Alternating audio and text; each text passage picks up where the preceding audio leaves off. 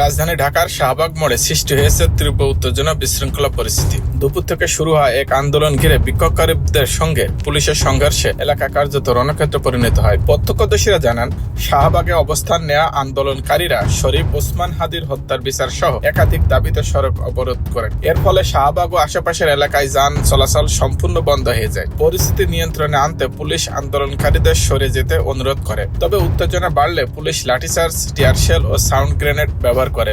সংঘর্ষে আন্দোলনকারী, পথচারী এমনকি কয়েকজন সাংবাদিকও আহত হয়েছেন বলে জানা গেছে।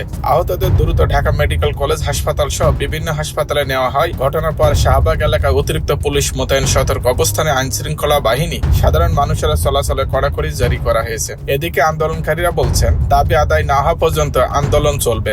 শেষ খবর পাওয়া পর্যন্ত শাহবাগ এলাকায় থেমে থেকে উত্তেজনা বিরাজ করছে। পরিস্থিতি যে কোনো সময় আরো অশান্ত হয়ে উঠতে পারে। সর্বশেষ আপডেট পেতে আমাদের সাথেই থাকুন। রাত নিউজ, ঢাকা।